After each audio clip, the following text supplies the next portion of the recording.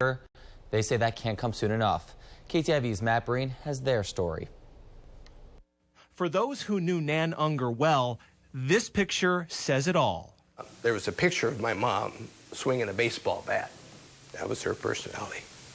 A tomboy who even trained with American flying ace Eddie Rickenbacker during World War II. Her son Mike says Nan could do anything but beat Alzheimer's disease. My mother was a fabulous cook. Got all my cooking abilities from my mother. And I noticed she stopped cooking. Started eating out of cracker boxes and potato chip bags. Unpaid bills started to pile up, and Mike's concerns mounted too, especially after a lunch date with his mom not long after. When she pulled into the restaurant, she hit a car, and when she pulled into her garage, she hit the garage. So I knew that that was it. Mike, who's a physician's assistant, sees patients with Alzheimer's and dementia. I've done nursing home rounds taking care of the elderly for 20 years. I knew from the moment I saw it how it was going to go. When we placed her in the memory care unit,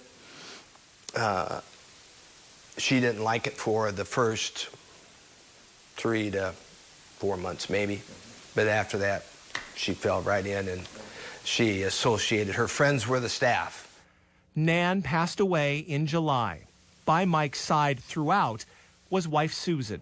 She knew what Mike was going through. Her own mother was diagnosed with Alzheimer's a decade earlier.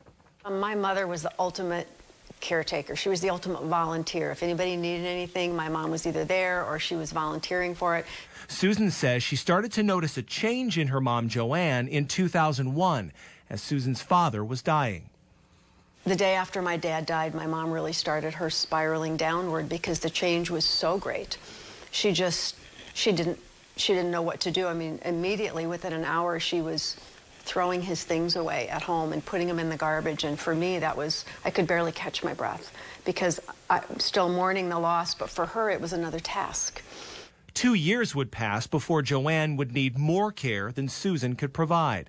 I knew that it was not very long before my mom would need to go to full-time care, so I left the job that I was in and decided to stay home, spend the time with my daughter, spend the time with my mom, and it was probably one of the best decisions I've ever made. Enjoying what was left, not what was lost.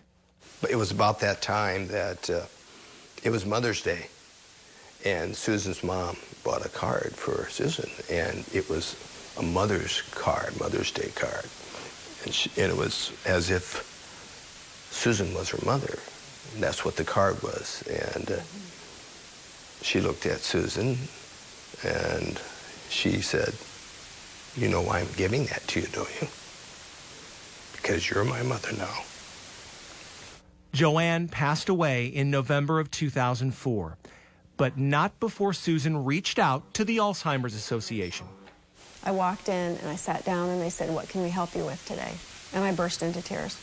And I think because it was safe, it was the first time I could actually say, I don't know what to do. I don't know how to help her. I don't know what resources are available. And they did an amazing job really helping educate me. So in their mother's memories, Mike and Susan Unger have dedicated themselves to supporting the Alzheimer's Association in its mission to help families deal with the long goodbye. What the Alzheimer's Association does best is preparing the family for what's to come.